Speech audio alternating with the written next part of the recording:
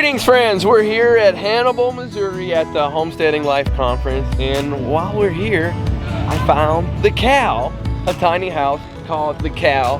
And Cabin on Wheels. There you go, Cabin on Wheels. That's what it stands for. So, Laura here, this is your house.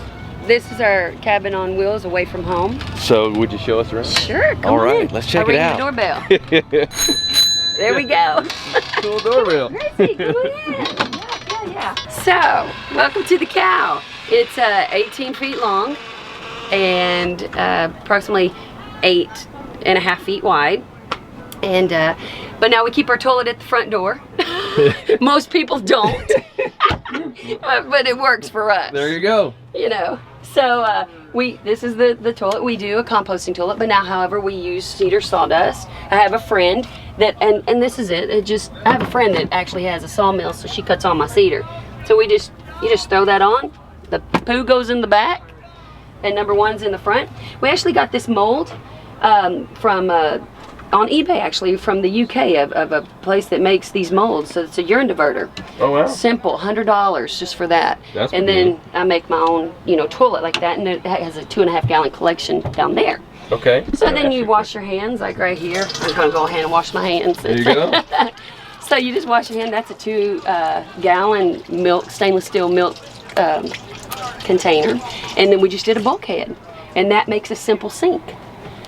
And then we just take this. Now, we only have one in and one out. So this is our drain. That is our only drain out because we only have gray water. We don't have black water. Well, we have fresh water, a 50 gallon water tank up above, and the water loft up here. Our only in is right here. So like I said, it's hooked to our 50 gallon water tank. That's all gravity fed. Everything in our Cow has multi-function. So this is the kitchen counter right now. And this section is 5 feet, approximately 63 inches, actually. And this lifts up, but you take this off first. So you take this off, throw up the accordion. This just comes out. You just can go underneath there. I'll give you a shot under there. So that's the tub, full-size tub, because we may be in a tiny cow, but we don't take tiny showers. We don't do tiny showers. So we take the sink, and we put it over in our water distiller closet. I'll show you that in a minute. And then we lift this up and hook up this 6 points, and now we have a big shower. Because when you're in a bathroom, you're only in it for very little time, and then it becomes a wasted space, at least for us. We can use it back for the counter. So when we want to take a shower, we have a 5 gallon stainless steel stock pot that we put a bulkhead and a shower arm and outfitted it with a quick connect and a shower head. Rain shower, it's like taking a rain shower. And there's a valve up there. We just pipe the water in, and we turn a switch on. I'm sure you're familiar with the bucket heater. Yes. Okay, so you put the bucket heater on. You put it on. We flip the switch in the back, set the timer for 17 minutes, and that's shower. 18 minutes. A scalding, so don't ask me how I know. Don't ask him how he knows. We know. 17 minutes is golden for a shower. But it doesn't take but 30 seconds to hang up our shower curtain. So, and we both can take a shower out of our 5 gallon water. We're in there for we take about 2-minute showers or 3-minute showers, and we're done. So, and then it goes back to being a kitchen. Now, if we have extra guests and the 2 60-inch sofas are not enough, we use this part here. Take these 3 boards, they're actually 3 plywood, 3/4 inch plywood, and lay them across, and we keep a bedroll up there in our water loft, and lay that down, put the backrest on, throw the couple pillows, and now we have an extra sofa. That's the 3rd function. The 4th function is we put one of those panels down, and if you look right over there at the front door, behind that burlap is our washing machine. And this is nifty. I bought it for, if you're on, at a state park and you're at, want to wash your clothes and don't want to go to a laundromat. This serves our needs well. The only thing is, when I was building this cabinet, I didn't take into consideration that cord. Oh. Always consider the cord, because I always struggle with that. But this right here, I'll show it to you, because this is super awesome. So you hook up this to our little water hose there, hook it up right here, turn it to about whatever, I usually about 12, and wash the clothes. And then over here is the reason why I buy this. This right here will spin dry at about 1,500 revolutions and spin dry it where it's almost dry. So that's well worth it right there. Wow. So I have never seen one of these. It's super awesome, you know, and it doesn't take much energy at all. I'll show you what we run our fire, and there's the drain. So in our tub is the only drain out because we don't have a lot of plumbing pipes or anything like that. And that, like I said, that one little cord, there it is. Oh, it didn't fight me today. It's a win. So you just put it right there, you plug it into that electrical outlet, and it drains out and do the laundry. And hey, well, I usually run 2 lines up here, and we have 2 24-inch fans above. If they're, I don't know if you can see them spinning. They actually dry because they're, when they come out of that little dryer, they're practically almost dry. I can't say enough good things about having that little laundry center, and it takes me about an hour to do the laundry and hang it. And so with your power, where do you get your power from? Oh, there's our Goal Zero. We have a 3,000 watt power station. Now we can be on grid or off grid. Right now we're boondocking here at, you know, at the conference that Doug and Stacy invited us to. But this is the 3,000 watt Go Zero. We have 2 solar panels up here, so like if we're going down the road and we want to keep our freezer and a refrigerator charged up, we got solar power coming in. Right now it's inputting about, gotta step up here, about 41 watts just on the solar panels in the sun that we have right now, but we're fully charged at 100%. We also have a 3,000 watt Generac that we're actually running right now, and saving this because we're going to pull out this afternoon, headed down the road. But all our electrical panel is back here, and then we have a converter that can, if I throw it offline and onto Go Zero, I just switch the switches and throw them on the circuit breakers on the Go Zero. Wow. But if we're at a state park or at some park, we can go 30 amp and then just throw it online and save our, you know, our power station. So now we're standing in the living room and dining room, which is all of 5 feet by, you know, the width of our trailer, which from fender to fender we're 101.5.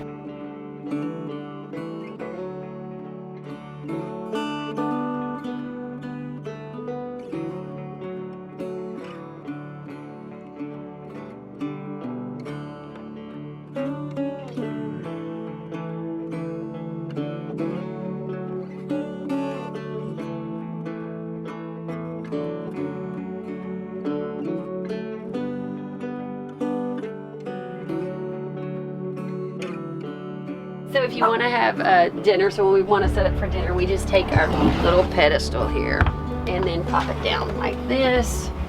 And now we're set up for our dinner. And oh, this is an interchangeable window because we have 5 windows here, but we have no window on the front. That's because beautiful. Tongue storage. Yeah, we have the seasonal, so we got like spring, summer, winter. And then I was telling you, my husband likes the palm trees and the beach, and I like the mountains, and so. That looks really neat. So we can change that out wherever. That's just cool. Is a little feature. But behind that is a bookcase. So we use 2x10s to make to recess that out, and then so all of that is storage back behind there that is open when you open up the bed, which is this. So to make the bed, we actually use these. Everything dual purpose, you know, or at least, you know, a couple purposes. So these are like, you know, just those little cardboard things, but I ripped some 2x4s to beef them up to give a good sturdy frame. And you can use these as storage too. We normally have stuff, you know, in them like that. We put these 2 end to end, and then this isn't just decor. So we take these and match them like this because we have to get to the same height like that. So when these are like this, now the middle support is supported for the bed frame. And then when you just pop off these we have a couple of iron latches here.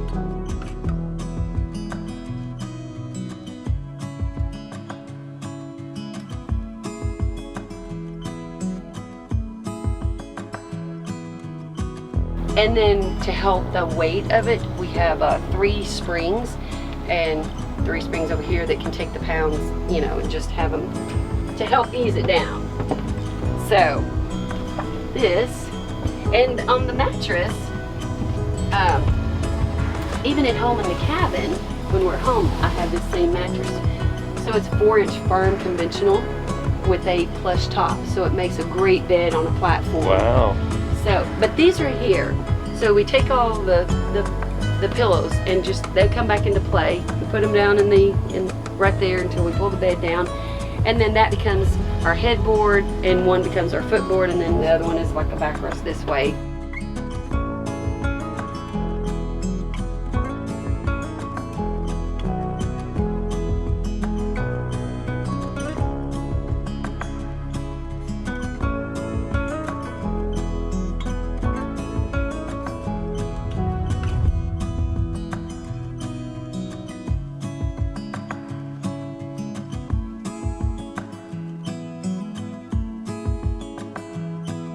Of course, we lay this way. So this area is not only a living area, it's also a dining area as well as a bedroom. Yeah. So three things. In a 5 feet by, you know, about 92 inches. Although a bed is 80 inches. That's so we have fantastic. the space, that's why we have a little headboard. And you both fit in here comfortably too. Yeah. That is excellent. Yeah, it's a great fit. It's a queen. It's just shy of a queen because when I built this, I had to take one of the 1x6s off, so that's about 5.5 inches because it blocked the power station, and we needed access to be able to see that. So here, you heat and cool. How do you keep it warm and cold in here when you need to keep it cool in the summertime? Right now we have nothing on but the windows open. But Feels great in here. Yeah, that's an AC. It's heat and cool. But we have the fans that are they're 24-inch fan blades, and wow, that keeps it nice and cool. And it feels also fantastic in here. Yeah, and the insulate, and you know the sun is beating down pretty hot, right? Yeah. Okay, so we didn't always do like this, but this is how we, you know, build anything after our cabin at home. So if you see the roof, we have 1x6 tongue and groove on the outside of the truss. Okay. And then on top of that, you know, 1x6 is 3/4. So then we have 1-inch polystyrene foam board on top of that with the shiny side up. And if you've ever seen a coffee cup, you know how a coffee cup is about an 1/8 inch thick of styrofoam. Uh-huh. And that's piping hot coffee. Mm-hmm. But then you hold it and it's keeping you protected from that. Yeah. It's only an 1/8 inch thick. Well, that's 1 inch of polystyrene. And when you lose heat, you lose it out here in the floor. Yeah. These are windbreaks. So the way we do this roof is 1x6 tongue and groove, 1-inch polystyrene, 7/16 inch OSB, then the DuPont roof liner, and then metal, corrugated metal. Wow. That's it. And then on the walls, same thing. The frame, 4x4 frame, because look at this wall space you can use inside it, all throughout. You know, like our dishes and things like that. You use all this space. So the insulation's on the outside. It's 1x6, then a 1/2 inch polystyrene, then 5/8 inch cedar board and batten, and that's it. That's the thickness of the wall. Because that's your windbreak. And then Reflectix on the bottom of our floor. Great. So that is a little of the bones. So you a little have detail. the fan, and then you have the unit up there. Yep. So if you don't have power, do you have any other way of keeping warm if you needed to keep warm? Yes, we got a wood stove, and once you go wood heat, you don't go back. That's what I say, because we have a wood stove in our cabin. But this is a little tiny stove, and it's super cute. We burn you should see us trying to cut 6-inch logs and split 6-inch logs. But it is great, and we don't burn it with this. This is just for summertime to maximize this space. We take out these 3 acorn nuts, and we store this top over there for the winter, and then of course move the burners to another side. And now we can cook on this. But we have our cabinet out there that has the stainless steel stovepipe. We have it on an angle iron track that's all put together. We just take it off of that track with about clevis pins, about 4 clevis or 5 clevis pins, and that side, and pop it in on the outside, and we're good to go. Put the top on. Wow, that's pretty neat. And and then our hearth, we have a couple of these to store our firewood in, so that we can keep all that together. speaking of storage, where do you keep your food storage? The food storage, right here in the walk-in pantry. There we go. So this is the walk-in pantry. You know, we like to fix food. We like to cook. We don't really eat out, so we don't eat out at restaurants. We eat plant-based, and my husband just started eating plant-based, pretty recently, and I've eaten plant-based since 2016. But we like to make a lot of smoothies, and well, you see our beans and seeds, nuts, whole grains, things like that. I think I need to freeze my bananas. They're getting a little ripe. But yeah, so our food, and then we have a double freezer. So these two are freezers. Okay. Because this maximizes this whole space instead of just having a little refrigerator. Yeah. Like when we go out, we can put all of our food. This holds all of our food. Like I just made beans last night, a pot of beans, but this is a pretty good size refrigerator. Yeah, especially for the two of you. Looks like it works fine. And then this is an extra freezer, because I buy 30 pounds of blueberries at a time, and so I bring those with us, but then our extra freezer space there. And this one's kind of empty right now because I didn't pack it with much, but it's there. So. And with those two freezer spaces combined, it looks like you'll have more than somebody else would have just in the regular refrigerator. This actually works, and like I said, we live in this for 2 weeks at a time in 153 square feet.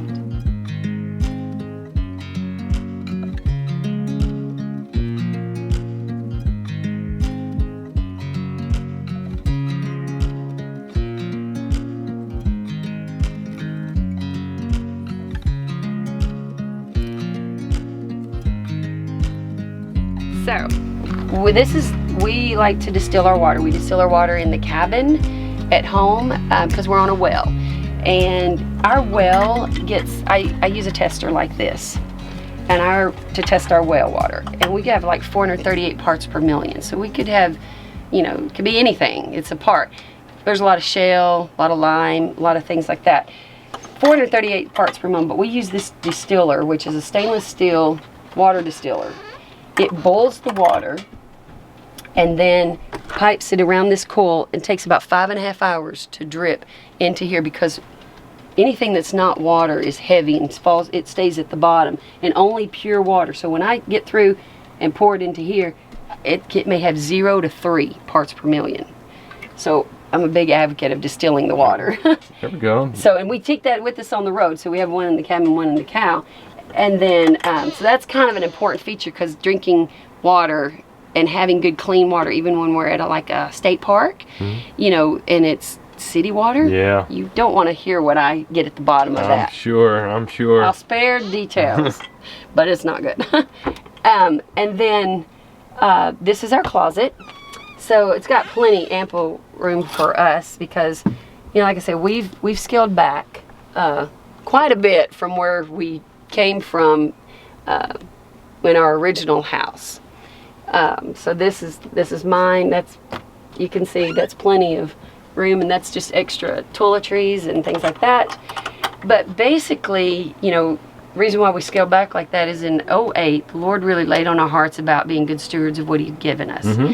We weren't good stewards. We had a 3,600 square foot house, married to the mortgage, married to the lawn, married to the stuff. And when you have a 3,600 square foot house, you can fill it with stuff. And so we put that house up for sale in a bad housing market in 2008. Took 2 years to sell, and we're grateful for that now, because the Lord really sifted our motives. When we first put it up, I drew a 1,200 square foot house, and we both arrogantly said, well, we can't live in anything less than 1,200 square feet. And well, a few months later, and more purging later, I drew a 900 square foot house, and we said the same thing. So we get 2 weeks out from our closing date, and at this point I'm exhausted from keeping the house in show quality, ready to go at the moment of a realtor calling and saying, can I show your house? And so we still have no place to go. So I go out of town with my husband and to a conference, and I stay up all night drawing and just praying, Lord, how do I fit, an oven, everything into this space. And at this point, at 6:30 that morning, I drew a 14 by 29 square foot house, 406 square foot house, 14 by 29, with everything in it, and except the wasted space. And I asked my husband, and I mean, I said, do you think we should add another foot in front of this like triple reclining sofa? Because, you know, he goes, do we need it? And I said, technically no. He said, well, then we don't need it. So our mindset had shifted to the things that we needed: a place to lay our head, a place to prepare a meal, and, you know, we work from home if we're not traveling, but we work from home, and, you know, the essentials. It just really peeled back. So, and we have that house we lived in for 2 years, in 2010 to 2012, and then we moved up to Northwest Arkansas, and that house was in Bryant. Well, it took 7 years to find the land, and we found the land in Northwest Arkansas in the Boston Mountain Range. And we decided to go ahead and build the 696 square foot cabin. And our daughter, we pulled that house up in 2016 for our daughter to live in until she got married. And so, but that house has everything. And we learned so many lessons in that. And now this is 153 square feet that we live in part-time, and then the cabin. But we do have that one for sale, the 406 square foot cottage. But how we get to the cow is, you know, when we're married 32 years in October. Well, at 28 years, he's on the road at a hotel and I'm at the cabin alone. And we're like FaceTiming and like, what is wrong with this picture? We got married to be together, not to grow separately, go different ways, and to work and to do what. So we decided to build this little cow, our cabin on wheels. And that's how we, you know, live in this part-time and then rotate and go home part-time. So, but that's how we came to this, and it's just amazing how where we were in a 3,600 and then thinking we can't live in anything less than 1,200, and this is 153 square feet, and it has everything in it that we need and all the space. Absolutely fantastic. Thank you so much for showing me around. Your place here is amazing. I love it. And after showing me around the inside of the tiny house, next we went outside where Laura showed me a number of neat things that they have as features on the outside of their tiny cabin on wheels. This is also where we put our outdoor rug. This is our little hammock stands, and then we have a table that, you know, everything fits in here, everything in its place. And we have an outdoor outlet too. Can't really see right here for like lights and stuff if you need to do. That comes in handy too. So, but this makes a great little storage cabinet too. And then here we have our charcoal grill and things like that. So you cook outside too? Cook outside. You have multiple options for cooking. Yeah. And then here, we store our lawn chairs here, and we have a whole house water filter that we just set up right here. And we just use a lot of quick connects. Okay. So the end goes here, goes to hook up, like if we're at a state park and want to hook up to the water. Or here in this boondocking situation, we hauled 50 gallons of water in our truck. So we're not going to haul it here. That's 400 gallons. Yeah. That's 400 pounds. So, and then we just run that hose with a little transfer pump in a boondocking situation. And then we just unlock our hatch like a regular RV would have. I don't have the key right here, but it just hooks up. And you know, like it pipes in, or like I said, we just hook up from a water source and run it through our filter, of course, to try to get out as much, you know, with our charcoal filter. And then it runs right into here and up the wall into the tank above. And then here in this boondocking situation, we have this little, because you can't pick up, you know, that's 5 gallons each. Yeah. So we can pick these up and dump them in our gray tote that we bring with us in our truck, and then we can dump at a dump station. And if we're at a park with the sewer, you just take this little quick connect and add another one of these garden hoses, and we have an adapter that fits on, and it's a garden hose. And that's our little P-trap, so we don't get any sewer gases. That is great.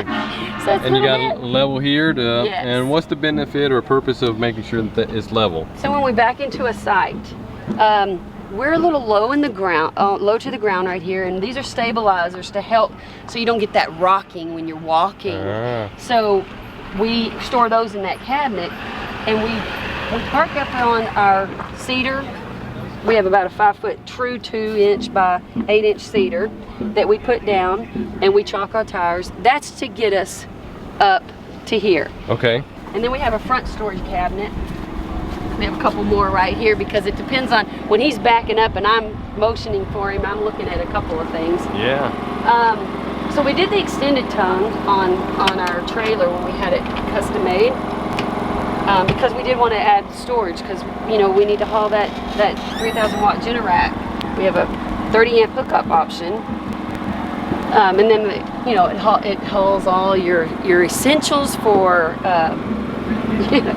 for chalking tires, or you know you need to fix something. So I keep we keep the tool bag there, or you know, just anything that you need. This is extra storage space, which really comes in handy.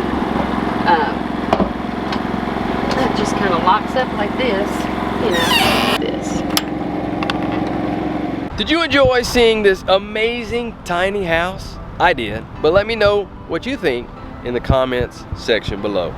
Also, Laura and TJ also offer consultations as well as doing speak engagements about teaching others how to go tiny and live in a tiny house. So you can contact them on their Instagram page, where you can also follow along their adventures of living in a tiny house at the Cow Cabin on Wheels on Instagram. I'll leave that information in the show notes below. Also an email, for those of you who may want to email them and ask them questions and so forth, I'll leave that information in the show notes below. But as you can see right behind me, we are on the road. And the Cabin on Wheels was parked at the Homesteading Life Conference, where I had the opportunity to be a speaker at here in Missouri, but we're on the road. We're going to be visiting a man who raises emus, yes, as well as a farmer who may be growing grass and cattle better than Joel Salton, but we'll just have to see. So stay tuned.